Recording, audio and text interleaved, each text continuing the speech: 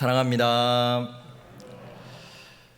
아시다시피 이 다윗이라는 인물은 지금까지 광야 생활을 하며 사울에게 쫓기며 정말 어려운 삶을 살았습니다. 목동에 불과했던 다윗을 이제는 이스라엘의 왕으로 12지파가 섬기는 왕으로 이렇게 세워지게 된 것은 전적인 하나님의 은혜와 인도하심이었습니다. 다윗 또한 그것을 잊지 않고 분명히 기억하고 있었습니다. 그렇기에 자신이 왕이 되고, 오늘 본문 너무나 잘 아시는 본문인데요, 가장 먼저 하고 싶었던 것은 바로 여호와의 법궤를 자신의 성 다윗성에 모셔오는 것이었습니다. 이 하나님의 법궤가 그렇다면 지금 어느 형편에 있었느냐? 사실 이 여호와의 법궤가 어떤 형편에 있었는지 마지막으로 기록된 게 사무엘상 7장이 마지막이었습니다. 먼저 제사장 가문 엘리 제사장의 아들이었던 홈리와 비느하스가 이 궤를 가지고 이용하기 위하여 블레셋과의 전쟁에 가지고 나갔다가 하나님의 진노하심으로 패하여 모두 죽게 되고, 이 궤 또한 블레셋에게 빼앗기게 되죠.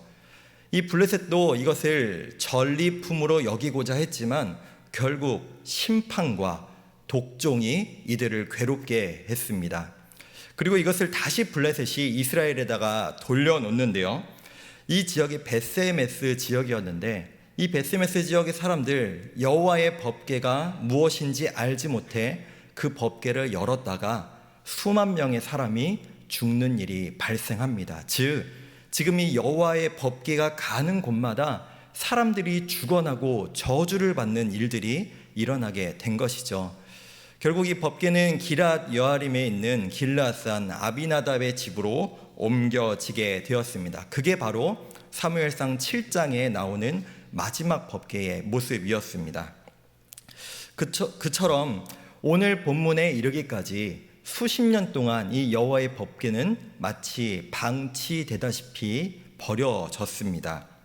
모세의 10계명 돌판이 들어 여호와의 임재를 상징하고 여호와께서 우리에게 말씀하시는 그 통로인 이 법궤, 그러나 이스라엘이 안정된 이후에도 사울이라고 하는 왕은 40년간의 통치 기간 동안 이 여호와의 법궤를 찾지도 가서 여호와 앞에 묻지도 않았습니다. 그 법궤를 지금 이제 다윗이 사모하는 마음으로 이것을 다시 하나님의 법궤를 자신의 성에 모시고 싶어 한 겁니다. 이 마음은 선한 마음일까요? 악한 마음일까요? 선한 마음이죠. 여호와 하나님을 사랑하는 마음으로 여호와의 법궤를 좋은 곳에 모시고 싶다는 마음으로 이 다윗이 행한 것은 분명히 선한 일입니다. 그렇기에 다윗은 이 법궤를 모셔올 준비를 합니다. 1000명씩 30개의 부대, 오늘 본문에 보시면 3만 명의 부대를 준비하고요. 뿐만 아니라 이 법궤는 크기가 그렇게 크지 않습니다. 사실 사람 4명이면 충분히 모셔올 수 있는 것입니다. 그럼에도 불구하고 새로운 수레를 만들어 또한 많은 찬양대들을 동원하여 화려하게 영광스럽게 이 여호와의 법궤를 모셔오려고 합니다. 뿐만 아니라 왕이었던 다윗도 자신이 직접 그곳에 가서 여호와의 법궤를 모셔오기로 결단하죠. 그런데 아시다시피 이 다윗의 열심에도 불구하고 참 안타까운 일이 일어납니다. 나곤의 타작마당에 이르러 소들이 날뛰었고, 이 법궤를 실은 수레가 기울어지자 이 법궤가 땅에 떨어질 것을 막기 위해 웃사라는 사람이 그 법궤를 손으로 잡았다가 여호와의 진노하심으로 죽게 됩니다. 사실 이 웃사가 죽은 이유에 대해서는 성도님들께서도 다 대부분 알고 계실 겁니다. 우리 말씀 한 구절을 보도록 하겠습니다. 진영을 떠날 때에 아론과 그의 아들들이 성소와 성소의 모든 기구 덮는 일을 마치거든 고핫 자손들이 와서 맬 것이니라. 그러나 성물은 만지지 말라. 그들이 죽으리라. 그리고 고핫 자손이 메어야 한다라고 분명히 기록하고 있습니다. 즉 법궤를 어떻게 이동해야 할지 하나님께서 분명히 알려주셨지만 이들은 자신의 생각대로 뜻대로 행했고, 그 고핫 자손들, 레위 지파의 고핫 자손들이 옮기는 것이 유일한 방법이었지만 그들 또한 여호와의 법궤를 함부로 만졌다가는 죽을 수밖에 없다라는 것이 하나님의 말씀이었습니다. 우리는 이런 생각을 해보게 됩니다. 이 법궤를 다윗성으로 모셔오려는 다윗의 마음도 선한 것이고 그 법궤가 떨어지는 것을 막으려고 했던 우사의 마음도 어찌 악하다고 할 수 있는가? 하나님 너무하신 것 아닌가라는 생각을 할 수 있지만 그것은 지극히 우리 중심의 생각인 것이고 다윗의 방법도 하나님의 방법과 달랐고 우사의 그 행동도 하나님이 보시기에는 분명히 잘못된 행동이었다라는 것입니다. 우리는 때로는 하나님을 대할 때 내 마음의 정성이 중요한 것이 아닌가, 내 마음의 열정이 중요한 것이 아닌가, 내 마음이 하나님을 향해 좋은 마음으로 대하면 그것이 다 되는 것 아닌가라는 생각으로 하나님의 일을, 하나님의 교회를 섬길 때가 있습니다. 그러나 우리는 오늘의 말씀을 통해서 다시 한번 바라보게 됩니다. 나의 정성이, 나의 열정이, 나의 생각이 때로는 하나님의 생각과 다를 수 있다. 하나님께서 보시는 그 관점과 우리가 생각하는 관점은 분명히 다를 수 있다라는 것입니다.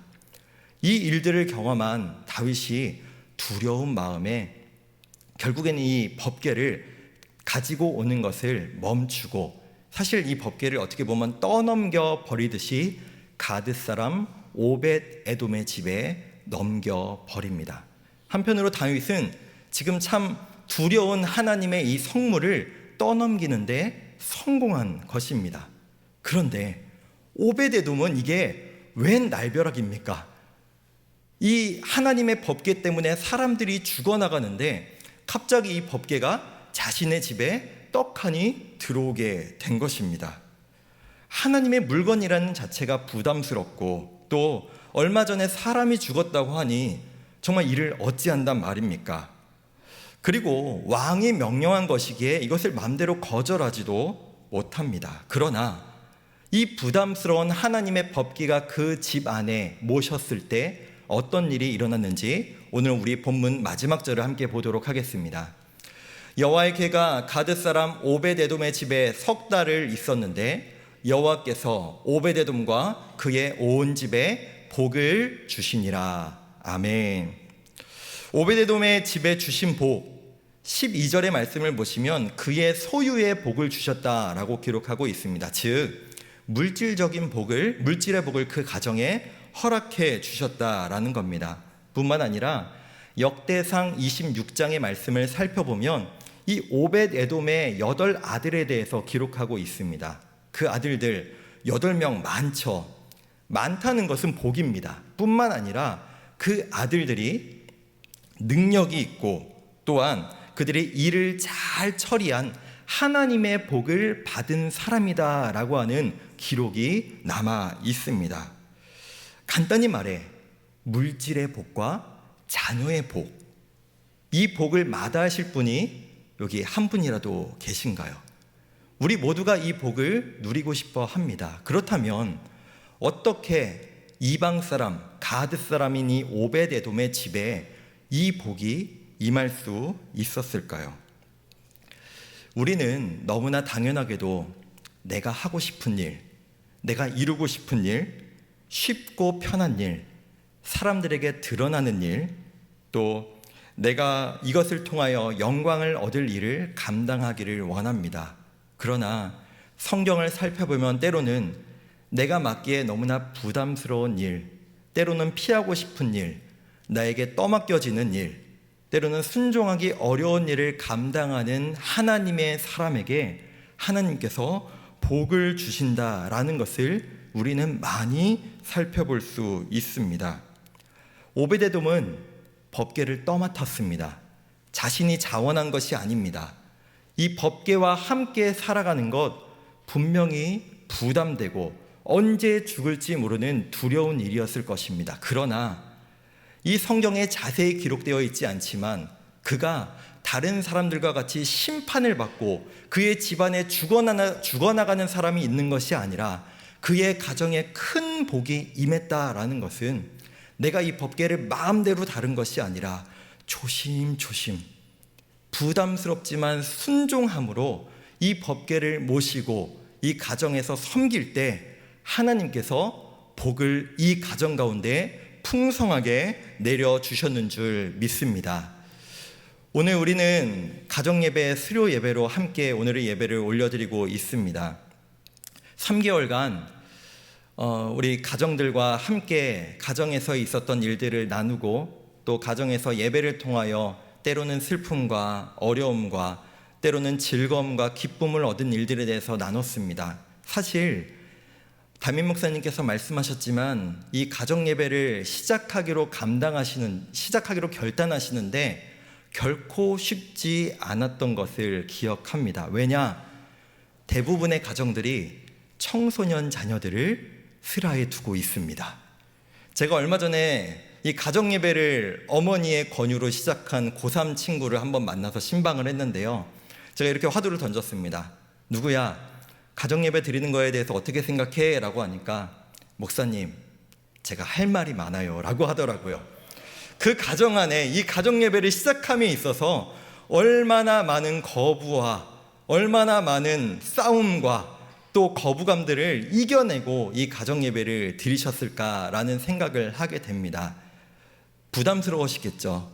또 거절감에 또 이것을 시작하자고 말하는 게 분명히 어려우셨을 겁니다. 그리고 지금 가정 예배 모임을 하고 있는지 이 가정 예배 오기가 가정 예배를 지속하고 있는지 아마 모르시는 성도님들도 많으셨을 겁니다. 그렇습니다. 드러나지 않습니다. 어렵습니다. 부담스럽습니다. 그러나 이 가정들에서 이 가정 예배를 통해 어렵고 힘들고 부담스럽지만 여호와의 말씀에 순종하여 교회의 권면에 순종하여 이 가정 가운데 이 가정 예배를 하나님 앞에 올려드릴 때 기쁨을 누린 것 뿐만 아니라 이 가정 예배를 통하여 우리 가정에 변화를 주신 그 간증들을 나눌 때마다 얼마나 은혜가 넘치는지 모릅니다. 사랑하는 성도 여러분, 우리 오늘 10가정이 오늘로 끝이 아니라 이 가정 예배를 온전히 이어나갈 수 있도록 기도해 주시기를 간절히 소망합니다. 뿐만 아니라 우리 여기 계신 모든 성도님들도 이 가정 예배를 하나님 앞에 올려드림으로 세상이 주는 복이 아니라 하나님 주시는 이 큰 복들을 온전히 누릴 수 있는 사랑하는 우리 모든 일산의 가정들 되시기를 간절히 소망하고 축복합니다. 말씀을 맺겠습니다. 하나님을 섬기는 것, 하나님의 일을 한다는 것, 내 열정, 내 의욕, 내 성취감으로 하는 것이 절대 아닙니다.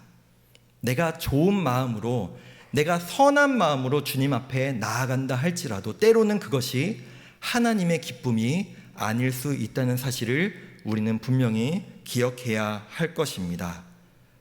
또한 때로는 드러나지 않지만 때로는 내 생각과 다르지만 부담스럽지만 하나님이 원하시는 것, 하나님이 뜻하시는 것, 그것들을 우리가 잠잠히 조심조심 순종하며 나아갈 때 이 오베데돔의 집에 주셨던 것처럼 하나님 주시는 복이 우리의 모든 가정 가운데 넘칠 줄 간절히 소망하고 축복합니다.